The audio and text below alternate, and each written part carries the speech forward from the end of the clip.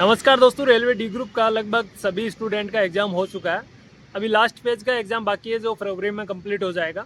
तो अब mostly student के यही दिमाग में चल रहा है कि लगभग कितनी कट ऑफ जाएगी, क्या हमारा स्कोर हो कि हम फिजिकल के लिए अपने आप को क्वालिफाई समझें। तो दोस्तों, कट ऑफ कई चीज़ों पे मैटर करती है। लास्ट टाइम की कट ऑफ भी अलग अलग जोन की अलग अलग गई थी, तो आपके जोन पे भी डिपेंड करती है, आपकी कैटेगरी पे भी डिपेंड करती है कि आपकी क्या कैटेगरी है।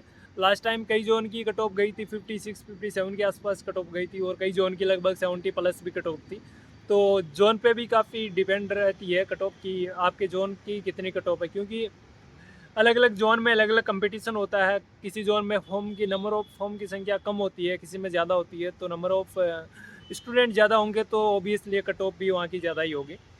तो कई चीज़ पे मैटर करती है फिर भी। और सेकंड है कि आपका पेपर किस हिसाब का आया था, कितना किस लेवल का पेपर आया था, क्योंकि लास्ट टाइम जो पेपर था उसमें मैथ और रीजनिंग का थोड़ा लेवल अच्छा था, बट कि FQR थोड़ा बहुत ही डाउन लेवल था। लगभग 55 में से मैथ और रीजनिंग में हर कोई स्टूडेंट 50 प्लस स्कोर कर पा रहा है। तो बट लास्ट टाइम ऐसा नहीं था। लास्ट टाइम में आपको मैथ और रीजनिंग में भी कम स्कोर हो पा रहा था स्टूडेंट का। मैथ का लेवल इतना ईजी नहीं था, बल्कि FQR काफ़ी ईजी लेवल है। और फिर लास्ट टाइम में साइंस का लेवल भी थोड़ा एक अच्छा खासा लेवल था, क्योंकि लास्ट टाइम ही फर्स्ट टाइम वो NCERT से क्वेश्चन देना स्टार्ट किया था लाइन टू लाइन। तो बहुत सारे स्टूडेंट ने NCERT नहीं पढ़ी थी, नोट्स पढ़ रखे थे, उसकी वजह से साइंस भी बच्चों की उतनी अच्छी नहीं थी।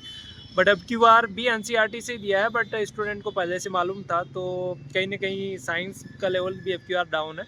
बट लास्ट टाइम GK थोड़ा इजी था, बट FQR करंट अफेयर्स पूछा जा रहा है, वो भी पता नहीं कहाँ से। तो GK का लेवल FQR थोड़ा हाई है। तो जो मैथ और रीजनिंग की के मार्क्स है 55 में से हर कोई स्टूडेंट जिसका सिलेक्शन होगा उसके 50 मार्क्स आराम से होंगे।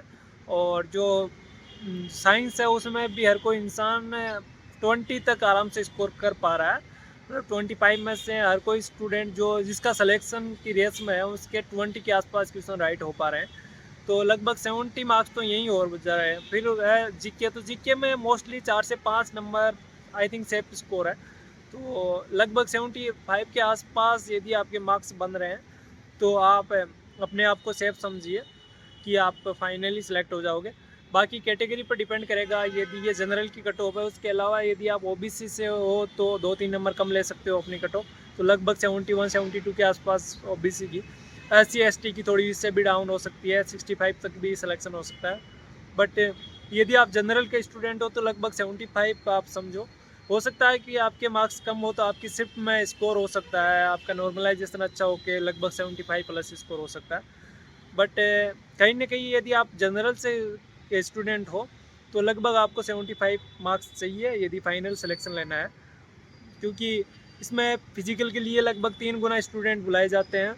और उसके बाद में कई स्टूडेंट हैं मोस्टली आराम से पास कर लेते हैं, क्योंकि 1000 मीटर की रनिंग होती है बॉयज़ के लिए 4 मिनट और 15 सेकंड में। तो वो काफ़ी इजीली हो जाती है। और 35 किलो का वज़न उठा के 2 मिनट में जाना रहता है 100 मीटर, तो वो भी काफ़ी ईजी है। तो लगभग स्टूडेंट पास हो जाते हैं, फिर भी कई स्टूडेंट फेल भी हो जाते हैं। तो जो फाइनल कट ऑफ है PET से 3 से 4 नंबर बढ़ जाती है, इंक्रीज हो जाती है।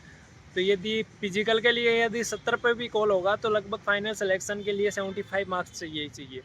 तो इसलिए यदि आपके 75 से कम मार्क्स है तो आपको किसी दूसरे एग्ज़ाम की प्रिपरेशन करनी चाहिए यदि आप जनरल के कैंडिडेट हो। और OBC वाले भी 72-73 तक अपने आप को सेफ समझ सकते हैं। इससे कम है तो आपको किसी दूसरे एग्ज़ाम की तैयारी कर लेनी चाहिए।